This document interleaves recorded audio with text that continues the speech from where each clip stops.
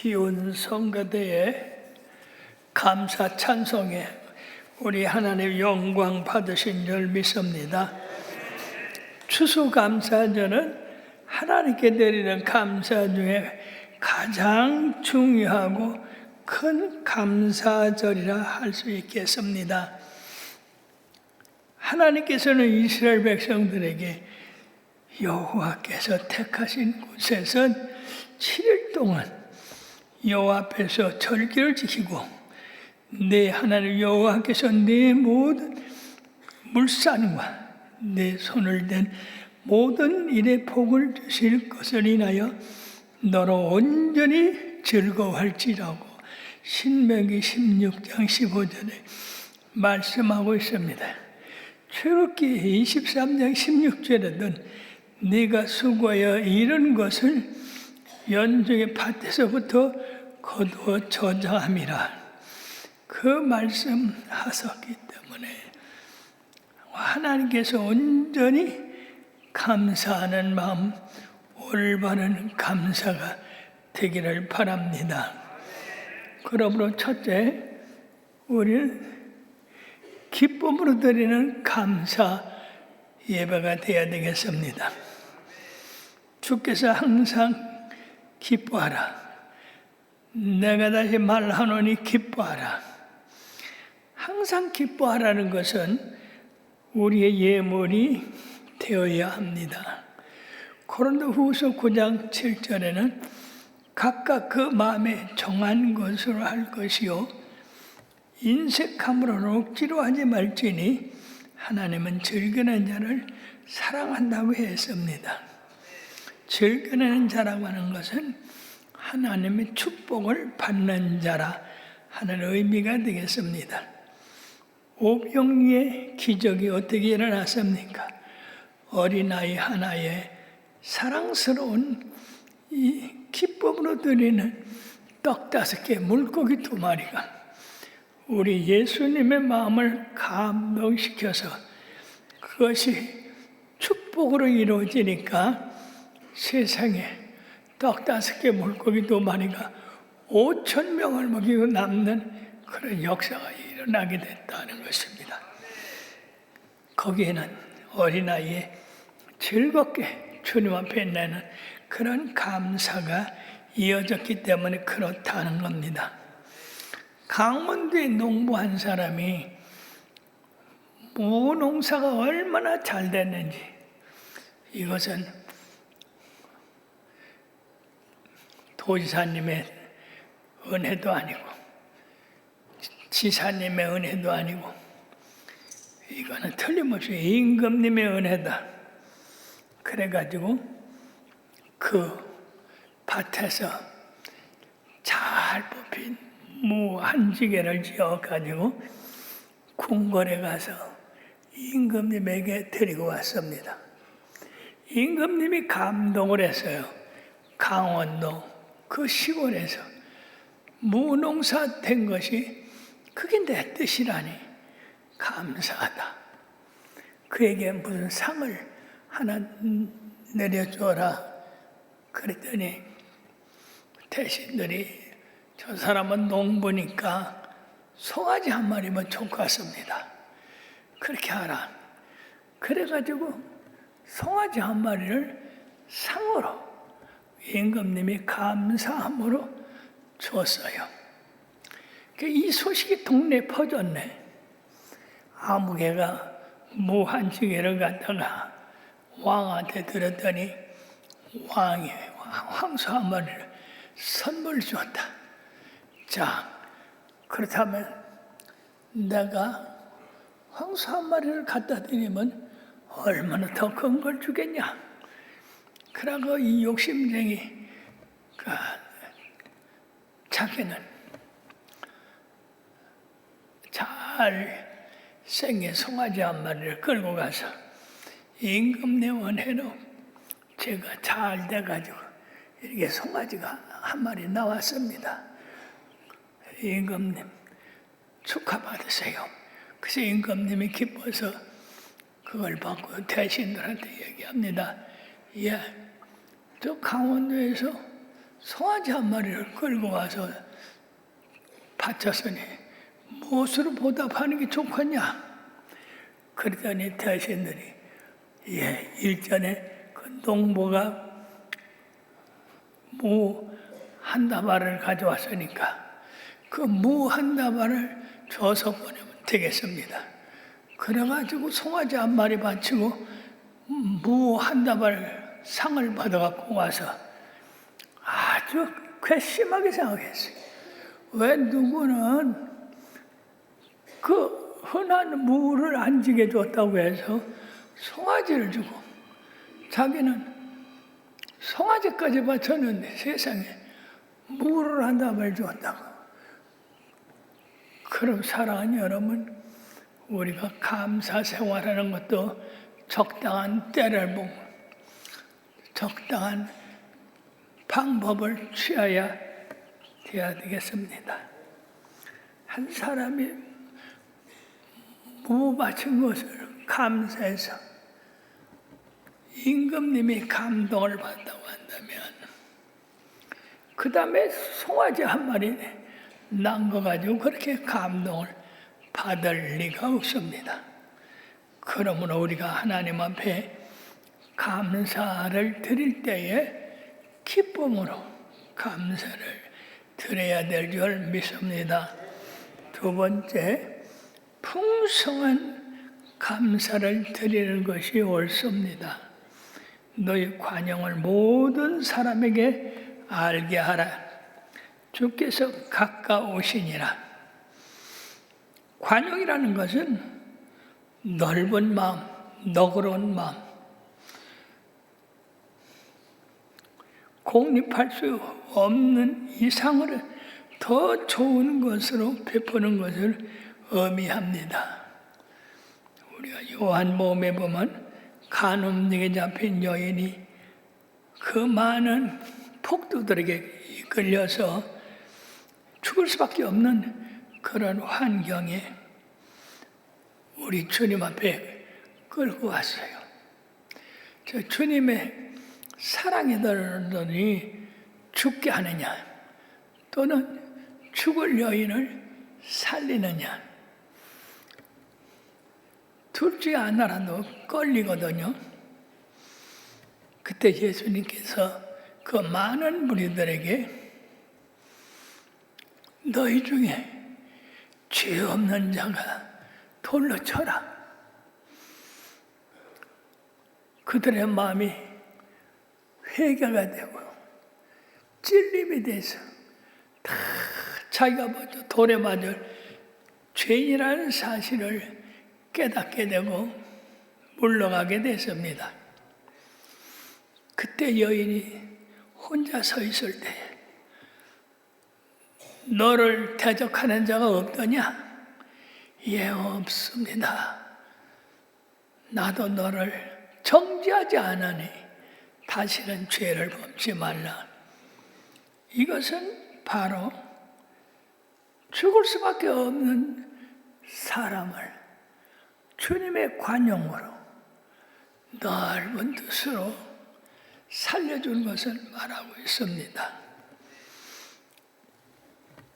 우리 주님의 이런 관용이 나 같은 죄인들을 구원해 주셔서 의롭게 하시고 정결하게 세워주셨으니 너무너무 감사한 것밖에 없습니다.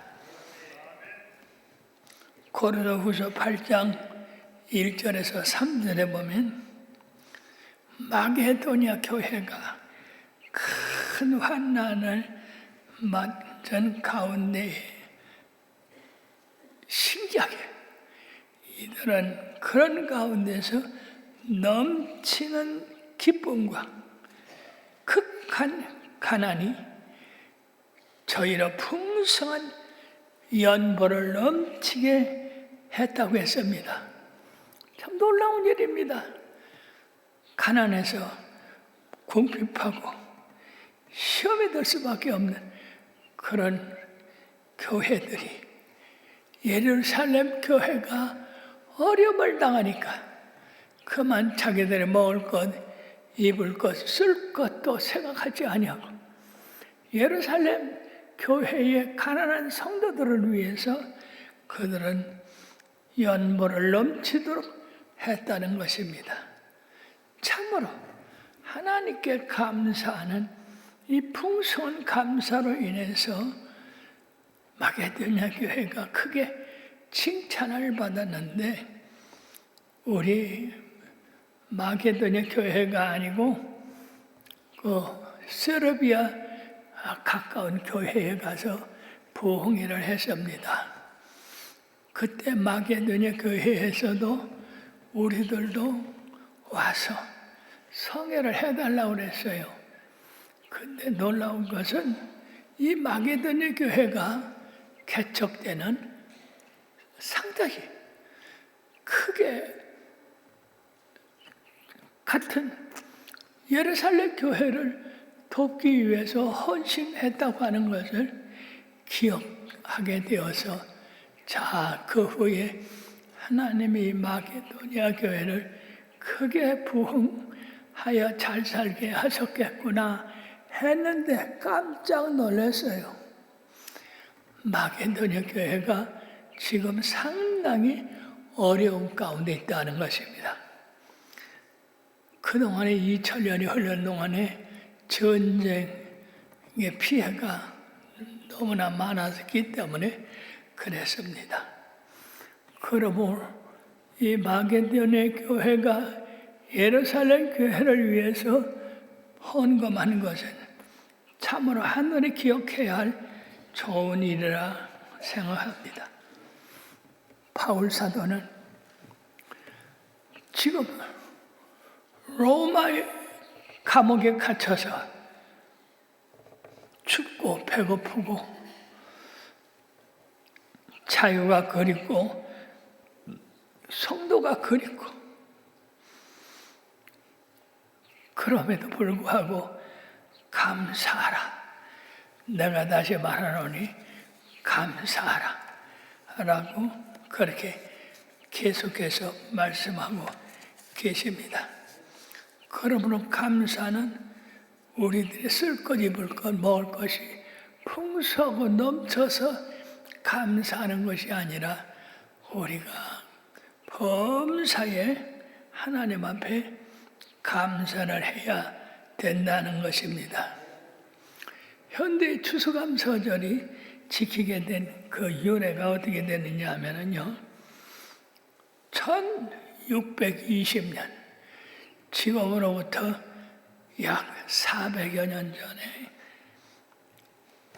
영국의 성도들 중에서 1620년 9월 6일에 영국의 신앙의 자유를 찾은 102명의 청교도들이 범선인 메리플라워를 타고서 물결이는 대서양을 2개월 항해 끝에 미국 동부 프리머스 항에 도착을 했습니다. 신앙의 자유를 찾은 이들이 배가 항구에 닿자마자 큰 소리로 하나님께 감사 찬송을 외치며 기쁨을 감추지 못했습니다. 이제까지 모든 고생을 잊고 인디언들의 도움을 받아서 농사를 졌는데, 그것이 그 다음 1622년에 첫 수확을 거두게 되었습니다. 근데 이들이 저 첫 수확을 거둔 것이 결국 풍성한 것이 아니고 옥수수, 감자 그런 것들이었습니다. 그래도 그들은 인디안들 함께 잔치를 베풀었습니다. 하나님께서 자유를 찾게 해주셔서 첫 농사를 짓게 하고 이렇게 첫 수확을 거두게 하신 그 하나님. 그런데 거기 모인 사람이 52명이었습니다. 여러분, 그들이 처음 농사를 질 때는 102명, 나머지 50여 명이 추위와 배고픔과 풍토병으로 세상을 떠났습니다.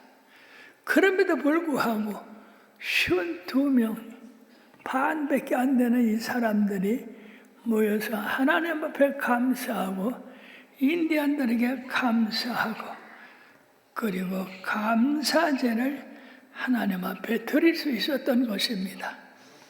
이것이 발달했는데요. 이제 미국에서는 매해 11월 넷째죠. 목요일에 추수감사절 예배로 드리도록 결정을 보고 지난주에 추수감사절을 지켰습니다. 사랑하는 여러분, 사람이 감당할 수 없는 그런 슬픔 가운데서도 하나님 앞에 감사하고 주신 것에 대해서 감사하고 그들이 지금은 세계적인 부강한 나라가 되지 않았습니까? 그러므로 감사로 제사를 지은 자가 하나님을 영화롭게 하나니 그의 행위를 옳게 한 자에게 하나님의 구원을 보인다고 하신 시편 50편 23절의 말씀과 같이 미국이 지금 세계적인 부유한 국가가 되었던 것이 그냥 된 것이 아니라 이런 감사할 수 없는 가운데 감사하고 하나님 앞에 영광을 돌렸더니 그와 같은 큰 역사가 이루게 됐다는 것입니다. 세 번째는 아무것도 염려하지 마라. 아무것도 염려하지 마라 하는 것은 하나님의 풍성한 그 사랑이 우리들에게 임하여 오게 됐으니까 우리가 그런 염려에서 벗어나서 우리 하나님 앞에 감사해야 된다고 하는 것입니다. 참으로 감사할 일이 한두 가지입니까? 뒤돌아보면 늘 감사한 것밖에 없어요. 핀란드의 헬싱키 나라에는 도시 가운데 큰 돌이 있어요. 그래서 교회에서 핀란드 시에다가 저 돌을 옮겨달라. 우리가 저기다 교회를 짓겠다. 그랬더니 이 핀란드 시청에서 저 돌이 너무 커서 움직일 수가 없다. 그러니까 저 교회를 가져라. 그래가지고 교회에서 그 큰 돌을 쪼개서 저렇게 큰 동굴 안에다가 교회를 쳐놨어요. 저건 큰 돌을 깨서 저렇게 쳐놓은 겁니다. 그러면 지금은 온 세계 사람들이 돌로 된 그 교회를 탐방하기 위해서 모든 나라에서 관람을 한다고 합니다. 참으로 움직여도 안 되니까 깨가지고 저렇게 아름다운 교회를 지었어요. 할 수 있거든요. 무슨 말이냐? 믿는 자에게는 능치 못한 일이 없다. 오직 모든 일에 기도와 간구 그리고 감사함으로 우리 하나님 앞에 아뢰면 하나님께서 역사해서 우리들에게 감사가 넘치도록 채워주신다는 이야기입니다.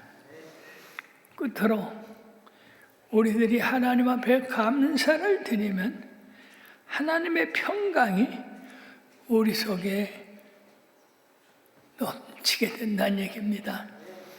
하나님의 감사를 드리지 아니하고 아나니와 삽비라 같이 그렇게 인색한 사람들은 평화가 온 게 아니라 도리어 불행이 왔습니다. 그러므로 우리들이 하나님 앞에 내적인 평안, 기쁨, 행복 이런 것을 얻기 위해서는 우리 하나님 앞에 감사를 드려야 된다. 이런 감사가 하나님의 뜻에 따라서 완전히 주님의 뜻에 복종합니다. 감사합니다. 우리가 그런 뜻이 되는 거예요. 그러므로 하나님이 우리 마음에 평안을 줄 수밖에 없습니다. 예수 그리스도의 우리 마음에 우리의 생각을 지키신다고 하는 것입니다. 주님의 생각이 우리의 마음에 평안을 주시고 우리의 마음에 기쁨을 주시고 우리 마음에 감사를 주시니까 우리는 항상 주님 안에서 기뻐할 수밖에 없는 겁니다. 그래서 항상 기뻐하라, 쉬지 말고 기도하라, 범사에 감사, 이는 그리스도 예수 안에서 너희를 향하신 하나님의 뜻이니라. 이 추수감사절에 우리 모든 사람 마음 가운데 이와 같은 주님의 관용과 뜻과 섭리가 임해서 평강이 강물처럼 넘치게 되기를 주의 이름을 축원합니다. 기도하시겠습니다.